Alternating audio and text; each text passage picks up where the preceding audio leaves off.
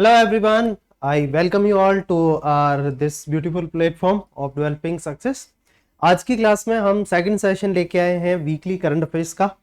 तो आज का हमारा जो कवरेज रहेगा वो 24 से 31 है ना, पूरे एक वीक की सारी न्यूज रहेगी। ठीक है, ये जो लास्ट वीक था ना, संडे से लेके सैटरडे तक का, तो कल सैटरडे का इवन इंक्लूडिंग सैटरडे। ठीक है, तो वो हम न्यूज़ कवर करते हैं, स्टार्ट करते हैं। और मेरी आदत है कि मैं पूरा सॉर्टेड रखता हूँ। पहली चीज़ कि इंटरनेशनल अलग, फिर नेशनल, फिर साइंस, फिर डिफेंस, फिर स्पोर्ट्स हो गया, सारा सॉर्टेड, एक खिचड़ी नहीं। दूसरी चीज़, हम क्लास में ही याद करते चलेंगे, क्योंकि करंट अफेयर्स ऐसी चीज़ है जो यहाँ पढ़ा देंगे, आप 15-20 मिनट बाद ही भूल जाओगे। लेकिन मैं आपको कुछ शॉर्ट ट्रिक्स दूंगा, उसके अलावा हम उसका रिवीजन करेंगे ताकि वो आपको याद रहे। ठीक है, तो एटलीस्ट आपको एक हफ्ता याद रहेगा, टू बी वेरी फ्रैंक, एक हफ्ता याद रहेगा, उसके बाद फिर भूल जाएंगे। तो इसीलिए हमें अगले हफ्ते फिर से रिवीजन करना है, जब तक कि हमारा एग्जाम नहीं हो जाता। ठीक है, अगले हफ्ते रिवीजन कर लिया फिर से, उसके बाद उसके अगले हफ्ते फिर कर लो, उसके अगले हफ्ते फिर कर लो। इस तरीके से आप करोगे तो वो आपको कम से कम अगले 3 महीने तक याद रहेगा। ठीक है, ये चीज होगी। चलिए स्टार्ट करते हैं। तो सबसे पहले जो है हमारी इंटरनेशनल न्यूज, इंटरनेशनल में है कि राज्यसभा डिप्टी चेयरमैन हरिवंश जी, ठीक है, हरिवंश जी, उन्होंने अटेंड किया है 148 assembly of inter parliamentary union in Switzerland Geneva. अब यहां पर क्या है कि जितनी भी वर्ल्ड की पार्लियामेंट्स है उन सबकी एक असेंबली होती है हर साल। ठीक है, तो इस साल स्विट्जरलैंड की जिनेवा में जहां पे थी, तो वहां पे हमारे इंडिया से कौन गए? इंडिया से गए राज्यसभा के डिप्टी चेयरमैन हरिवंश जी। कौन गए? हरिवंश जी, हरिवंश जी, हरिवंश जी, ये है हरिवंश जी। आप लिख लो ताकि आपको याद रहे। ठीक है, क्योंकि अभी हम वापस रिवीजन करेंगे तब आप नाम भूल सकते हो। हरि के वंशज, हरिवंश। ठीक है, हरिवंश, हरिवंश। तो इंटर पार्लियामेंट्री यूनियन में कौन गए थे अटेंड करने? ये गए थे हरिवंश जी। ठीक है, हरिवंश, हरिवंश, हरिवंश। ठीक है, चलिए अगला है Bhutan trip of PM Narendra Modi. अब बहुत टाइम बाद फिर से मोदी जी इलेक्शन के टाइम पे अभी भूटान विजिट करने गए।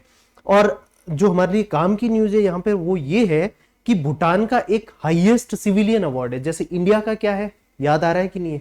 नहीं आ रहा है तो मैं बता देता हूं, Bharat Ratna, highest civilian award. वहां का एक हाईएस्ट सिविलियन अवार्ड है, नाम थोड़ा सा अलग है, ऑर्डर ऑफ ड्रुक गैल्पो। ठीक है, ये इस तरीके का नाम है। तो ये फर्स्ट टाइम किसी फॉरेन हेड को दिया गया, और वो फॉरेन हेड हमारे मोदी जी हैं। ठीक है, so first foreign national to be honoured with this. ठीक है, और ये किसको मिला है? पीएम मोदी जी को। तो सवाल ऐसे आ सकता है किसको दिया, या फिर मोदी जी को किस कंट्री ने दिया है, वैसे वर्षा कुछ भी पूछ सकते हैं।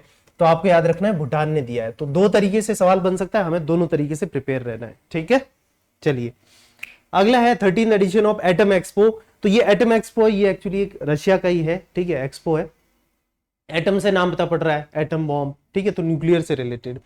सो ग्लोबल न्यूक्लियर पावर कॉन्फ्रेंस, ये जो है रशिया के सोची में हुआ है। इससे पहले 2022 में हुआ था बेलारूस के अंदर। कोई नहीं पूछेगा हमसे, बट फिर भी ठीक है। और ये है वैसे रशिया का ही, आप फोटो में देख सकते हो। ठीक है, 2024 एटम एक्सपो हुआ कहां पर?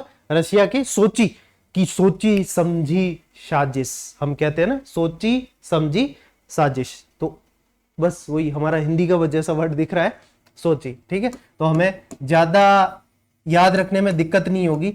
सोची कि क्या सोचा, सोची। ठीक है, तो यहां पर हुआ था। चलिए अगला है energy revolution the Adani green energy gallery. तो यहां पर क्या किया है कि लंदन का जो साइंस म्यूजियम है will on Tuesday open energy revolution the Adani green energy gallery, a major new free gallery which explores how renewable energy can help tackle climate changes. देखो ये इतना ज्यादा इंपॉर्टेंट नहीं है, बहुत ही रेयर चांस है कि इससे सवाल पूछे, क्योंकि सीरियसली इसमें इतना कुछ रेलेवेंस नहीं। बट फिर भी अगर पूछे कि भाई अडानी ग्रीन एनर्जी गैलरी कहां पर लगाई गई, ऐसा सवाल आ जाए, तो हर कोई सोचेगा इंडिया में ही लगाई होगी, लेकिन ऐसा नहीं है। कहां लगाया है?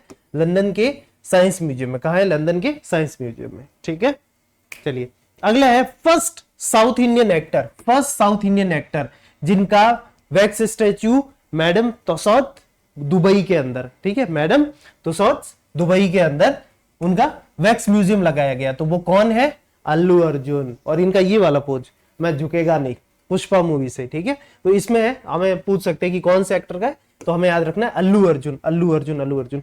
कंफ्यूज करने के लिए तुम्हें दे सकते हैं कि चिरंजीवी, महेश बाबू, रामचरण, रवि तेजा, हमको सब नाम रट गया क्योंकि हम साउथ की मूवीज बहुत देखते हैं आजकल, ठीक है, और होती भी देखो बहुत अच्छी है, एंटरटेनमेंट हाई लेवल का होता है। तो अल्लू अर्जुन को, ठीक है, पुष्पा मूवी याद रख लेना, इस तरीके से दिखाया था मैंने फोटो, ठीक है। सो अल्लू अर्जुन का वैक्स म्यूजियम है। चलिए अब ये आपके लिए रिवीजन के लिए, आप खुद करें, पॉज करो वीडियो को और सॉल्व करो, बाकी मैं तो आपको बता ही देता हूं, ठीक है। सबसे पहले फर्स्ट टाइम भूटान का ये किसको दिया गया है? पीएम मोदी जी को, हमारे इंडिया के पीएम मोदी जी। ये कहां हुआ है? सोची। सोची कहां पर है? रशिया के अंदर। याद हो गया क्लास में देखा। फर्स्ट साउथ इंडियन, ये अपने अल्लू भाई, अल्लू अर्जुन। नेक्स्ट है हु अटेंडेड दिस, बताया था मैंने, किसके वंशज? हरि के, हरिवंश, ठीक है। तो राज्यसभा के डिप्टी चेयरमैन भी हैं ये, क्या नाम है? हरिवंश जी ने 148 इंटर पार्लियामेंट्री असेंबली जो है यूनियन, वहां पे अटेंड किया, और कहां पर? जिनेवा स्विट्जरलैंड में किया, ठीक है, ये कंफ्यूज नहीं होना है। चलिए अब नेशनल न्यूज पे आते हैं। अगला है आईएयू। आईएयू की फुल फॉर्म क्या है? इंटरनेशनल एस्ट्रोनॉमिकल यूनियन, एस्ट्रोनॉमी से रिलेटेड है, ठीक है। अप्रूव्स स्टेशन शिव शक्ति एज चंद्रयान लैंडिंग साइट। अब हमें पता है कि चांद के साउथ पोल पे 23 अगस्त को ना लैंड किया था हमारा Chandrayaan. Last time soft landing हुई नहीं थी, टूट गया था, विक्रम लैंडर, प्रज्ञान रोवर सब गए, लेकिन इस बार हमारा जो ये चंद्रयान लैंड किया था उस पॉइंट को आईएयू ने बोला है चलो आप कह रहे हो तो हम आपके नाम पे ये नॉमेनक्लेचर कर देते हैं। क्या नाम दिया? देखो अगर आपको दिख रहा हो तो ये एन नहीं आया यहाँ पे, पर स्टेशन ही होगा, station Shiv Shakti landing site of Vikram Chandrayaan 3, ठीक है, चंद्रयान 3। चंद्रयान 1 तो पहले 2008 करीब गया था, ठीक है, और चंद्रयान 2 तो हमारा टूट ही गया था। सो स्टेशन शिव शक्ति, वो क्या था? हरि के वंशज। यहाँ क्या है? शिव की शक्ति, याद रखेंगे, ट्रिपल एस, स्टेशन शिव शक्ति, ठीक है, ट्रिपल एस, स्टेशन शिव शक्ति। किसकी शक्ति? शिव की शक्ति। शिव और शक्ति दोनों है यहाँ पे, जैसे पार्वती माता को क्या बोलते हैं हम? शक्ति का रूप, तो शिव भी और शक्ति, शिव शक्ति, ठीक है, स्टेशन शिव शक्ति, ठीक है, याद रह जाएगा ना। चलिए क्योंकि अभी मैं पूछने वाला हूं, चलिए ये भी याद रख लेना, विक्रम लैंडर है और प्रज्ञान का नाम क्या है? रोवर। रोवर क्या होता है? जो चांद की सतह पर चलेगा और स्टडी करेगा, सैंपल उठाएगा, वही चीज है, ठीक है। तो विक्रम तो लैंडर था एंड प्रज्ञान क्या था? रोवर था, ये चीज भी ध्यान रखना, ठीक है। रोवर मतलब कि घूमने के लिए, और लैंडर मतलब लैंड करने के लिए, बस यही है, कोई बड़ी चीज नहीं है इसमें। फिर जो हमारा इलेक्शन कमीशन ऑफ इंडिया, अब जैसा कि हमें पता है अप्रैल, मई और 1 जून तक इलेक्शन होंगे, जनरल इलेक्शन लोकसभा के लिए। तो अभी ईसीआई ने एक थोड़ी सी अच्छी चीज की है कि एक ऐप लॉन्च की है, ये आपको जो दिख रही है सक्षम ईसीआई, ये किसके लिए? 2 लोगों के लिए। एक तो एल्डरली, ठीक है, क्योंकि उन्हें सपोर्ट की नीड है, अब इस उम्र में वो नहीं चल पाते हैं, घुटने का दर्द हो, कमर का दर्द हो, कोई सा भी दर्द हो। वैसे ही पीडब्ल्यूडी जो पर्सन विद डिसेबिलिटीज है, जिनको हम दिव्यांग कहते हैं, वो भी डिसेबिलिटी की वजह से एक्सेस नहीं कर पाते या नहीं जा पाते वोट देने। तो अब एक चीज की है कि Election Commission of India has announced that the voters above 85 years of age, ठीक है, भले ही आप सही से चल नहीं सकते लेकिन 85 से कम है तो, लेकिन अगर आप 85 से ऊपर है, यहां पे याद रखना 85 ईयर्स, सवाल में ऐसे आ सकता है 80 प्लस 75 प्लस 60 प्लस भी दे सकते हैं, अपने को याद रखना है 85 ईयर्स ऑफ एज, बहुत ही गिने चुने होंगे, है ना। And persons with disabilities with 40%, ये तो हमें पता है, अगर आपने यानी कि कभी भी डिसेबिलिटी के लिए देखा हो क्राइटेरिया, तो 40% या अबव को ही उसमें काउंट करते हैं, जैसे गवर्नमेंट जॉब हो या एजुकेशनल में रिजर्वेशन हो। अगर 40% से कम है तो आपको नहीं मिलेगा रिजर्वेशन इस चीज का, ठीक है। तो PWD with 40% can vote from home. उसके अलावा volunteers and wheel chairs will be available at every polling station. The poll body is also arranging transport facilities for person with disability. एक तो ट्रांसपोर्ट फैसिलिटी भी देंगे, ठीक है, उसके अलावा वॉलंटियर्स रहेंगे, व्हील चेयर्स रहेगी, ये सारा है। अभी एक वो रील वायरल हो रही थी इंटरनेट पे, एक बंदा क्या करता है, गलत चीज है, इनह्यूमन है, अनएथिकल भी है, यूं ऐसे यूं लंगड़ा बन के जा रहा है, तो लाइन लगी थी लेकिन वो सबसे पहले चला गया क्योंकि लोगों ने देखा कि ये तो डिसेबल है, वो वोट दे के आया, बाहर आके फिर ऐसे चल रहा है। कहां पहुंच गए लोग, ये हाल हो रखे हैं दुनिया में। चलिए अगला है AFSPA extended in 4 districts of Assam for another 6 month effective from April, ठीक है। तो आपका कब से? 1 अप्रैल से होगा ना, हाँ 1 अप्रैल से स्टार्ट होगा अगले 6 महीने के लिए। अपस्पा क्या होता है? अपस्पा की फुल फॉर्म यहाँ पे है, हाँ हुई है, ठीक है। अप्सपा होता है armed forces special provisions act, ये हम लेके आए थे 1958 में। ये कब आया था? 1958 में आया था। इसके अंतर्गत ये है कि कोई डिस्टर्ब्ड एरिया हो, it must be a disturbed area. Disturbed area में आपको आर्मी डिप्लॉय कर देते हैं वहां पे। उनके पास क्या पावर होता है? सर्च का। वो किसी के भी घर में, गाड़ी में सर्च कर सकते हैं। आर्मी, पुलिस नहीं, आर्मी सर्च कर सकते हैं, अरेस्ट कर सकते हैं, और अगर जरूरत पड़ी तो गोली भी मार सकते हैं। उनको जो है जुडिशरी, पुलिस गोली मार सकते हैं। अभी ऐसा एक रिसेंट केस भी हुआ था नॉर्थ ईस्ट में, आपने सुना हो, शायद मणिपुर में था। वहां पे आर्मी ने गोलियां चला दी थी और बाद में पता चला कि वो मासूम लोग थे। हो सकता है वो भागने की कोशिश कर रहे हो इसलिए गोली मार दी होगी। ये चीजें थी। तो ये अप्सपा कब आया? 1958 में आया। और ये जो है अभी कहां पे एक्सटेंड किया गया है? तो असम के अंदर एक्सटेंड किया गया और नॉर्थ ईस्ट में काफी जगह है। ठीक है। सो डिस्टर्ब्ड एरिया की वजह से, अब डिस्टर्ब एरिया हमें पता है नॉर्थ ईस्ट में इतनी सारी इंसर्जेंसी है, चाहे वो मणिपुर हो, आपका मिजोरम हो, ठीक है। तो ये खासकर से जो म्यांमार का बॉर्डर है, सेसेशन के लिए भी है कि भाई हमें अलग से एक देश बनाना है। तो इस वजह से अप्सपा वहां पे है। और मणिपुर इज बर्निंग, जैसा कि हम कह रहे हैं, तो वहां भी काफी डिस्टर्ब एरिया, इस वजह से अप्सपा इंप्लीमेंटेड है। अब ये सवाल है, तुम पॉज करो, खुद से करो, मैं बताता हूं बाकी। Landing site SSS station, Shiv भी है और शक्ति भी है। ECI की ऐप क्या थी? सक्षम, कि हाँ हम सक्षम है। ठीक है, Saksham app. AFSPA enacted in which year? बताया मैंने अभी, 1958 में लाए थे हम। ठीक है, चलिए आगे चलें, क्योंकि तभी क्या है कि सेसेशनिस्ट काफी टेंडेंसी आ गई थी। अब वो अलग बात है कि भड़का रहे हैं, वो बोले चाइना भड़का रहा हो या पाकिस्तान कर रहा हो, तो वो सब चलता रहता है। इंडेक्स में हमारे पास कोई अभी इस वीक थी नहीं। आगे चलते हैं साइंस एंड टेक के बारे में। ठीक है, एक चीज, एक मिनट आप ये देखो, तब तक मैं गला सूख रहा है।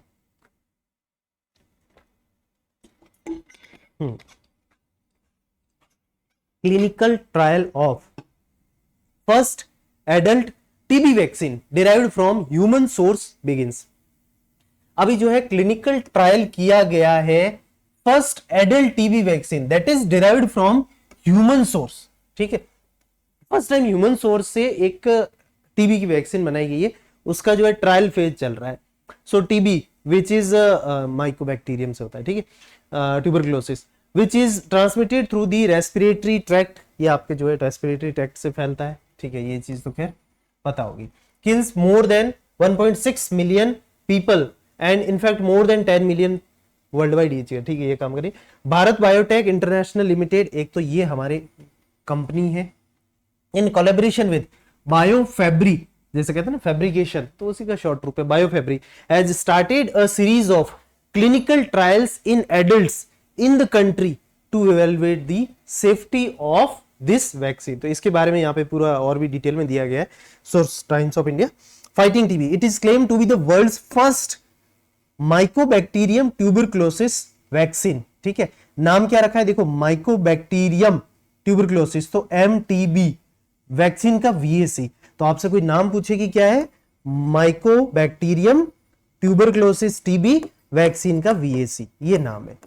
किस कंपनी ने ये कर रही है, कौन सी कंपनी कर रही है? तो कि Bharat biotech with Biofabri, Bharat biotech with Biofabri. ठीक है, याद रहेगा, Bharat biotech international limited BBIL, और वहां से है बायोफैब्री। ठीक है, Biofabri BF। Okay, this is considered a more effective and potentially longer lasting vaccine than over 100-year-old BCG. ठीक है, the live attenuated vaccine is meant for newborns as well as adolescents and adults. तो ये newborn के लिए भी है। इसमें live का मतलब ये है कि वो लाइव फॉर्म में रहेगा, लेकिन उसका हार्मफुल पार्ट रिमूव कर दिया जाएगा वायरस का। ठीक है, चलिए, बैक्टीरियम, सॉरी वायरस नहीं है, ये बैक्टीरिया है। ठीक है, हो जाती है गलती, आई एम सॉरी। ठीक है, वायरस नहीं, बैक्टीरिया, निकल गया, कोई नहीं। ये देखो यहाँ पे लिखा भी है बैक्टीरियम, ये बैक्टीरिया है। चलिए, वायरस तो कोरोना वायरस जैसा हो गया। ठीक है, फिर अगला है मेटॉक सेमिनार में ज्ञान 2024 provides insight from frontline of climate change. ये एक एक्चुअली क्या है कि एक सेमिनार या ऐसा जैसे कहते हैं कॉन्फ्रेंस टाइप हेल्ड किया था। ये तो हल्की सी डिटेल इसी की रिगार्डिंग एक बार मैं बता देता हूँ। ठीक है, कि हमें आइडिया लग जाए, फिर हम मेन चीज पे आएंगे। So on world meteorological day, सबसे पहली चीज वर्ल्ड मेटीरियोलॉजिकल डे कब सेलिब्रेट करते हैं, शायद लास्ट क्लास में मैंने बताया था, तो ये हमें याद रखना है 23 मार्च। और 23 मार्च को ही शहीद दिवस भी मनाते हैं। शहीद राजगुरु भगत सिंह सुखदेव, इनको फांसी की सजा दी थी अंग्रेजों ने। सो WMD कब हुआ, 23 मार्च। पहली ये काम की चीज हो गई हमारी, ठीक है।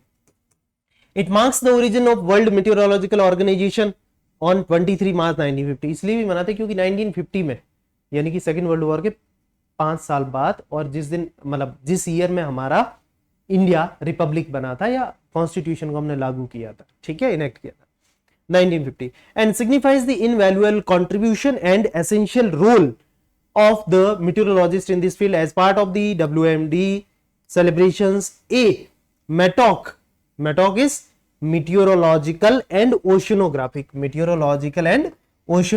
seminar, क्या नाम है, मेघयान 24।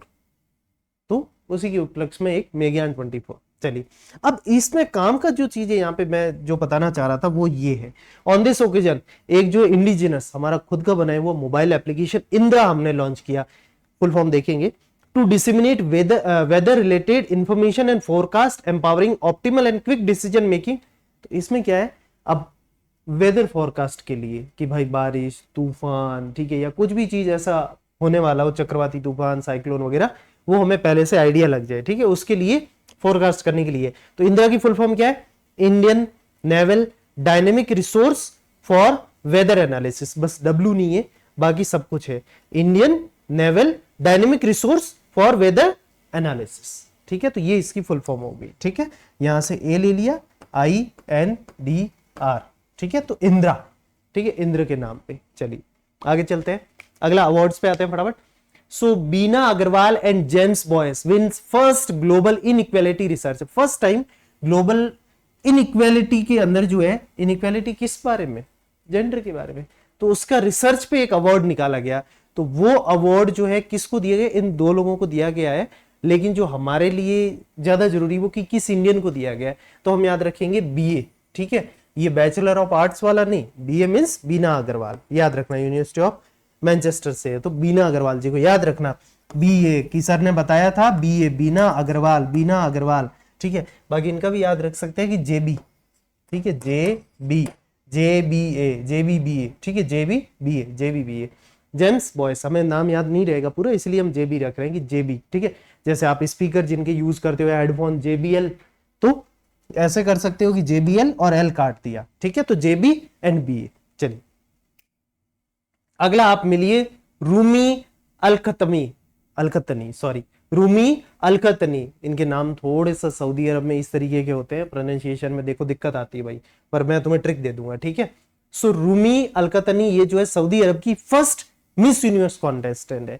क्योंकि अब हमें पता है मिस यूनिवर्स के अंदर जो है आपको बिकनी वॉक भी करना होता है उस तरह के, तो थोड़ा सा क्या है कि सऊदी अरब में इस चीज को लेके स्ट्रिक्ट है, तो आज तक अभी हो नहीं पाया, फर्स्ट टाइम ये है। और ये एक डेंटिस्ट भी है, ये आप देख सकते हैं लिखा हुआ है, देखो मिस यूनिवर्स सऊदी अरेबिया, और ये है वो जिनका नाम है रूमी रानी तानी, ये भी ठीक है तानी, जैसे अफगानिस्तानी, पाकिस्तानी, ठीक है, राजस्थानी, इस तरीके से तानी या फिर रूमी, ठीक है, रूमी या तो रूमी या फिर तानी, ठीक है, आपको जैसे याद रखे। अलका, अलकायदा नहीं, अलका, ठीक है, अलका या तो अलका, कैसे भी याद रख सकते हो भाई, तुम है ना रूमी ट्रिक ले सकते हो, या तुम अलका ले सकते हो, या तुम तानी ले सकते हो, तुम्हें जो ठीक लगे, पर तीनों ही देखोगे तो मुझे पता है कि अब तुमने 3 देख लिए ना, तो तुम याद रखोगे, ठीक है। ऐसा नहीं है कि याद रह जाएगा सर क्योंकि अभी हम जाके इंस्टाग्राम पे या गूगल पे सर्च करेंगे, नहीं, ठीक है, वैसे भी याद हो जाएगा आपको, रूमी, अलका, तानी, ठीक है, ये चीज होगी। अगला है Vijay Jain bags Times power icon 2024 award. So at a glittering event held in Noida organized by Times Group, Vijay Jain, the MD of Star Estate, was awarded the prestigious Time Power Icon 2024 award। तो इतना ज्यादा important नहीं, कभी पूछा नहीं गया, but फिर भी टाइम्स पावर आइकन अवार्ड 2024 का किसको मिला है, विजय जैन जी को। किसको मिला है, विजय जैन, विजय, ठीक है, किसको मिला है, विजय को, ठीक है, विजय जैन जी को, विजय जैन, विजय। चलिए अब ये बताओ, first adult TB vaccine derived from human source, मैं बता देता हूं, ठीक है। आप लोग करना चाहो तो आप एक बार ट्राई करो, सारे देख लो क्विकली।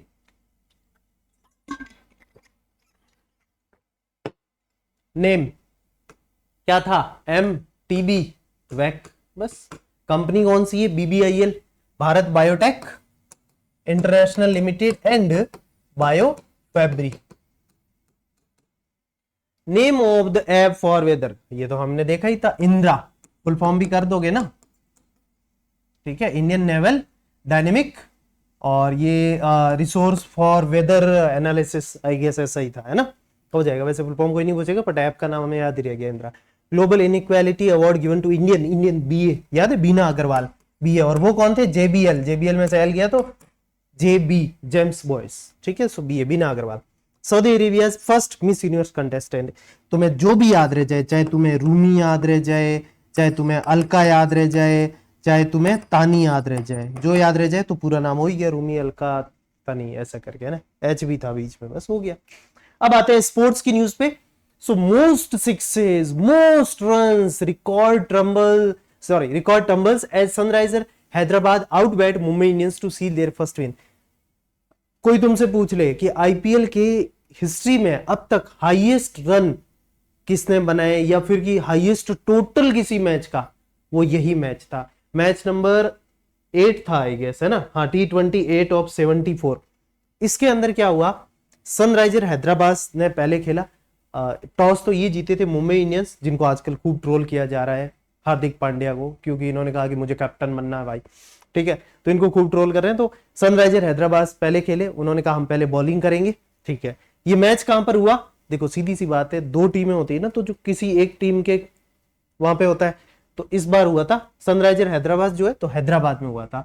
सो कहां पर हुआ था ये मैच, राजीव गांधी स्टेडियम में। राजीव गांधी स्टेडियम कहां है, हैदराबाद के अंदर है, तेलंगाना, ठीक है, हैदराबाद तेलंगाना में, AP में नहीं है, ध्यान रखना।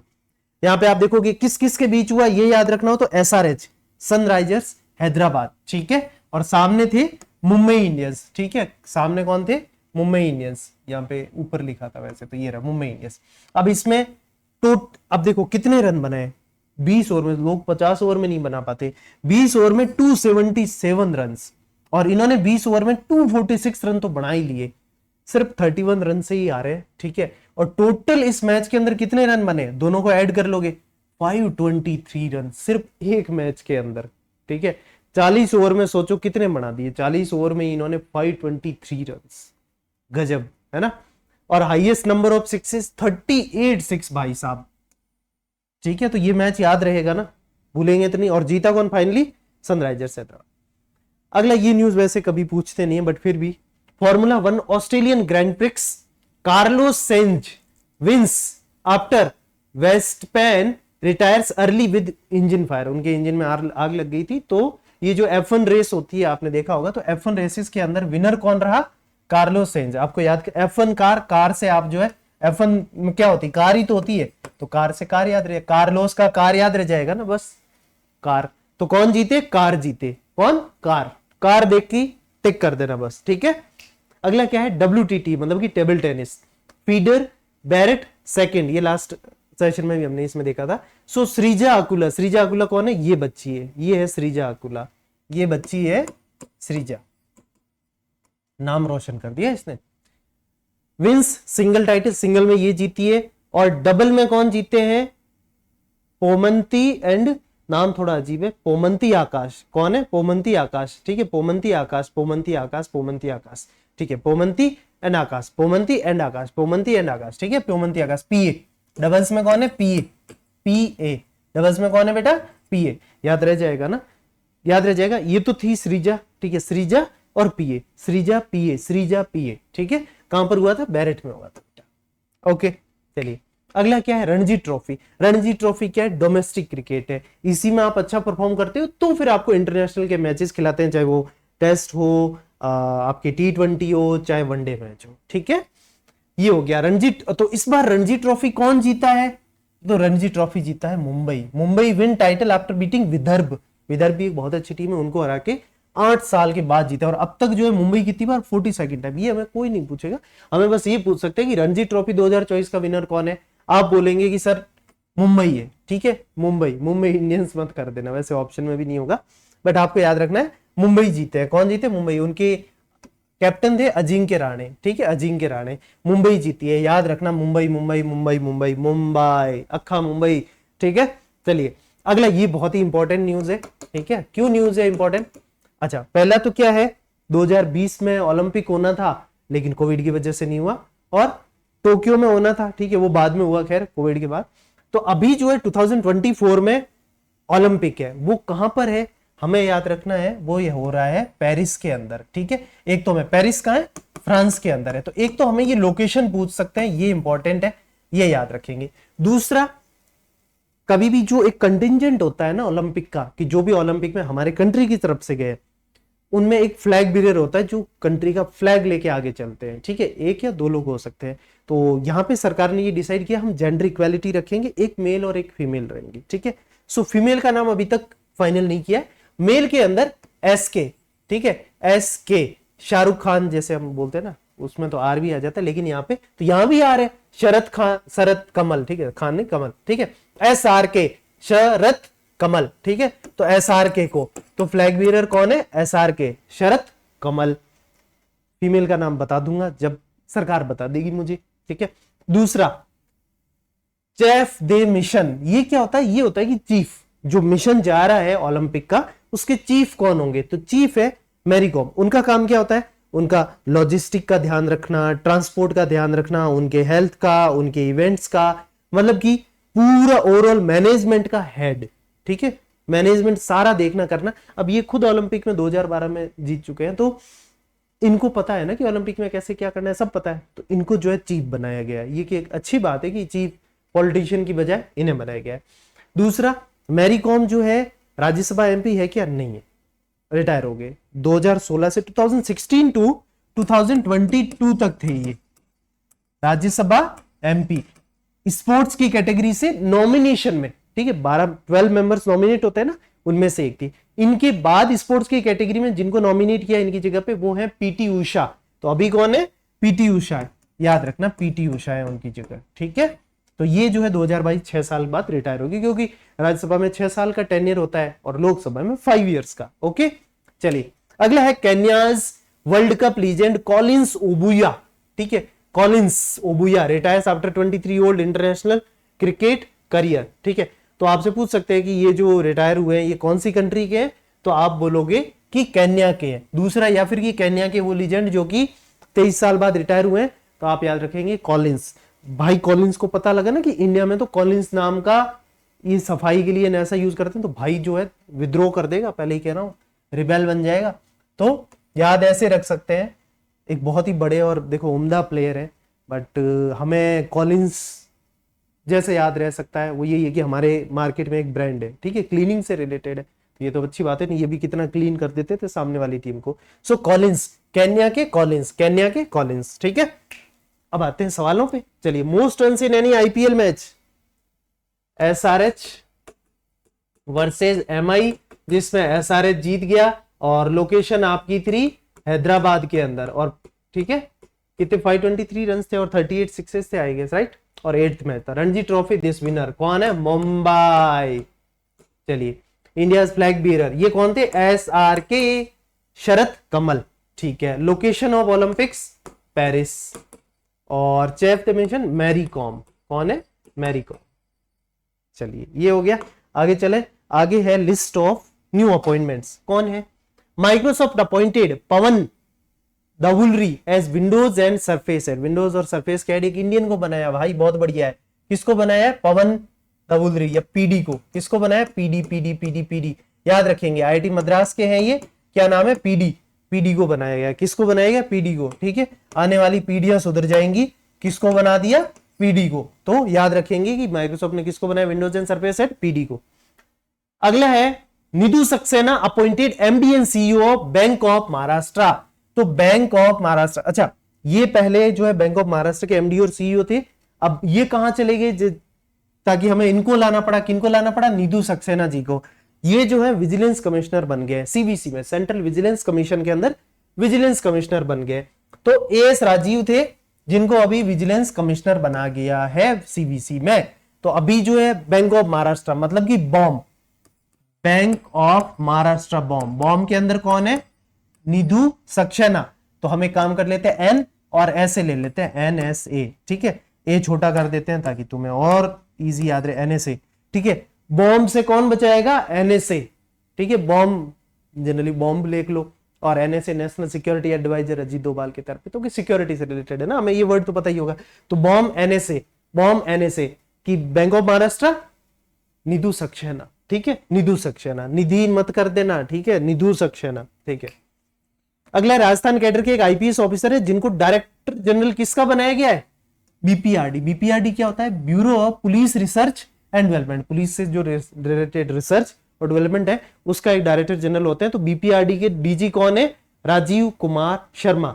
हम ऐसे कर सकते हैं, देखो राजीव का RAKSHA, तो ये क्या हो गया हमारा, देख रहे हो, रक्षा। तो किसको बनाया है? रक्षा को। किसको बनाया? पुलिस से रिलेटेड, पुलिस का काम क्या है? रक्षा करना, तो उसके DG कौन है? BPRD के रक्षा। सो DG BPRD कौन है? रक्षा। कौन है? रक्षा, रक्षा रक्षा रक्षा, राजीव कुमार शर्मा। चलिए अगला है महाराष्ट्र ATS के chief, anti terrorist squad chief Sadanand Vasant Date appointed as NIA DG। NIA क्या है?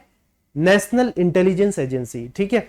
इनका काम क्या होता है? देखो, एक होती है रॉ, जो इंडिया के बाहर कहीं भी इंफॉर्मेशन सीक्रेट सर्विस, वहां पे इंडिया के सीक्रेट जो भी चलते हैं, ठीक है, वो सारे देखना। इंडिया के अंदर अगर कोई टेररिस्ट अटैक वगैरह हो जाए तो उसके लिए ध्यान रखने के लिए कौन है, या पूछताछ करनी हो, NIA करती है वो, ठीक है। उसके अलावा एक इंटेलिजेंस ब्यूरो होती है जो कि इंटेलिजेंस से रिलेटेड होती है, तो NIA, ठीक है, अंदर के लिए, इंटरनल के लिए NIA। सो NIA DG किसको बनाया? सदानंद जी को। सदानंद SVD कर दो, या तो SVD या फिर सदानंद जी। किनको बनाया है? सदानंद हरिवंश थे वो, ये है सदानंद जी को। अगला है Piyush Anand ji to head NDRF। वैसे इनको हेड बनाया गया है, किनको बनाया गया? PA, नाम इनका PA है लेकिन ये है हेड, ये PA का काम नहीं करेंगे, ये हेड का काम करेंगे। So head of NDRF। NDRF क्या है बेटा? National disaster response force. Disaster से रिलेटेड जो रेस्पॉन्स के लिए फोर्स हम भेजते हैं, चाहे साइक्लोन हो, सुनामी हो, फॉरेस्ट फायर हो, फ्लड हो, अर्थक्वेक हो, ऐसे, या वोल्केनो से रिलेटेड कोई भी हो, तो अगर कोई डिजास्टर हुआ है उसमें फिर क्विकली हमें, या फिर ये जैसे ट्रेन का एक्सीडेंट भी हो गया, डिजास्टर टाइप, तो इनमें जो है फोर्स भेजते हैं। एक स्टेट लेवल पे होती है SDRF, नेशनल लेवल पे NDRF, उसके हेड होंगे PA, पीयूष आनंद। चलिए ये बताइए revision, MD and CEO bank of Maharashtra कौन थे? याद है? बॉम्ब से कौन बचाएंगे? NSA, निधु सक्सेना। BPRD के लिए कौन थे? याद आ रहा है? BPRD याद करो कौन है? NIA के DG ये कौन है? तो BPRD मैंने बताया था सिक्योरिटी के लिए, मतलब रक्षा, तो बस राजीव कुमार शर्मा, ये हो गया। NIA DG कौन है? याद करो भाई, ऐसे नहीं चलेगा। NIA DG कौन है? सदानंद जी, ठीक है, सदानंद वसंत दाते, ऐसा कुछ पूरा नाम था, है ना। NDRF के हेड कौन है? पीयूष आनंद जी, PA, ठीक है, याद हो गया। चलिए आगे चलते हैं ऑबिचुरी पे, किन्हीं की डेथ हुई तो डैनियल कहनेमैन, ठीक है, डैनियल कहनेमैन, कौन से man? Kahneman, the Nobel prize winner, इन्होंने जो है नोबेल प्राइज जीता था लिटरेचर में। उनकी एक बुक है थिंकिंग फास्ट एंड स्लो, उनकी डेथ हुई। तो आपसे ऐसा आ सकता है कि थिंकिंग फास्ट एंड स्लो, इस बुक के ऑथर या राइटर कौन है? डैनियल कहनेमैन। अच्छा, नोबेल लॉरेट इन इकोनॉमिक्स है, यहां तो हम गलत हो गए, लिटरेचर सोचा था कि इतनी बड़ी बुक लिखी है तो लिटरेचर होंगे, लेकिन इकोनॉमिस्ट होके इन्होंने बुक लिख दी। बढ़िया, बहुत बढ़िया। चलिए, तो नोबेल लॉरेट इन इकोनॉमिक्स कौन है, या फिर कि हाल ही में किनकी डेथ हुई है जिनको नोबेल लॉरेट इन इकोनॉमिक्स थे? तो डैनियल कहनेमैन। क्या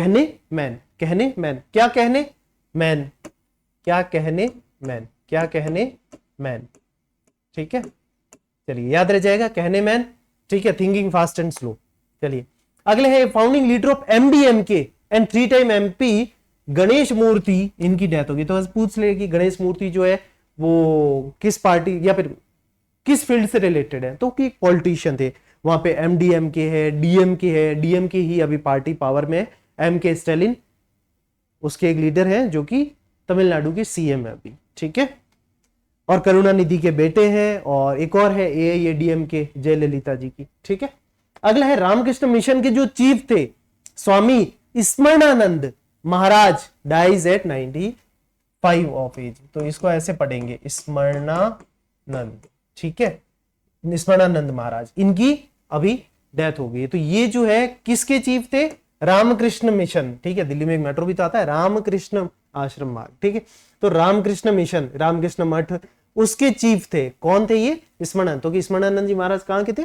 तो भी रामकृष्ण मिशन के, याद हो जाएगा, मोदी जी के साथ भी बैठते थे ये, ठीक है। चलिए, writer and famous of novel, इनके कौन थे? डैनियल कहनेमैन, याद आ गया। चलिए, अगला है Swami this Maharaj was president of, ये किसके थे? रामकृष्ण मिशन, रामकृष्ण मिशन के चीफ या प्रेसिडेंट थे।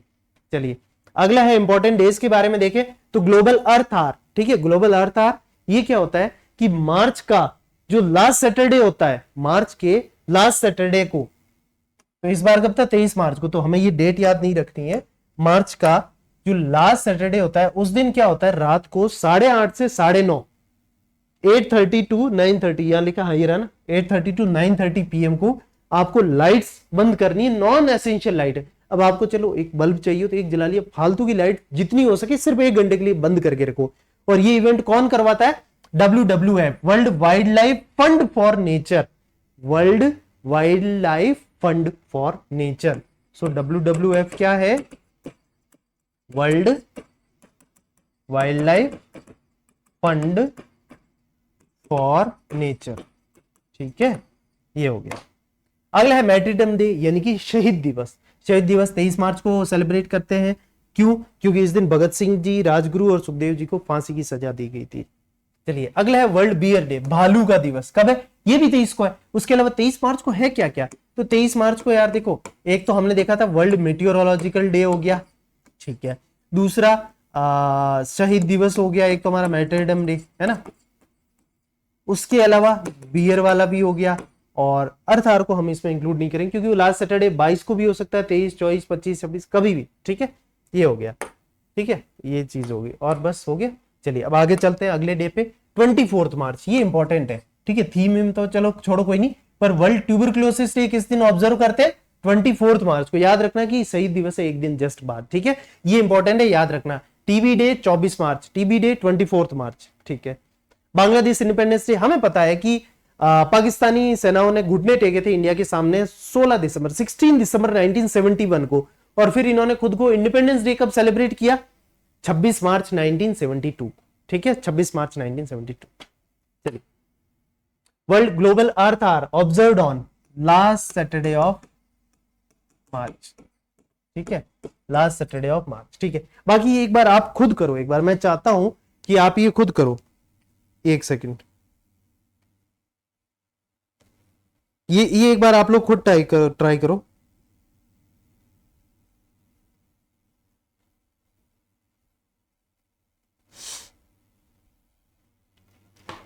ये चीज हो गई, ठीक है। शहीद दिवस ये कब है? 23 मार्च को, ठीक है। फिर वर्ल्ड टीबी डे, ये जस्ट इसके अगले दिन था, हमें याद है, 24 मार्च को, ठीक है। चलिए, अगला आता है डिफेंस। डिफेंस में जो हमारी काम की चीज है, एलसीए तेजस। देखो, हमारा ये इंडिजिनस लाइट कॉम्बैट एयरक्राफ्ट है। एलसीए की फुल फॉर्म क्या है? Light combat aircraft. लाइट जो कॉम्बैट के लिए हमारे एयरक्राफ्ट होते हैं, एक तो हैवी वाले होते हैं और एक लाइट वाले, तो ये लाइट कॉम्बैट एयरक्राफ्ट है। तेजस एडवांस वर्जन, उसका एडवांस वर्जन एक तो मार्क 1 है, उसके बाद मार्क 1A निकाला है। तो उसने जो है कंप्लीट मेडन फ्लाइट, यानी कि पहली फ्लाइट कंप्लीट कर दी है, एंड डिलीवरीज, उसकी डिलीवरी भी स्टार्ट होगी।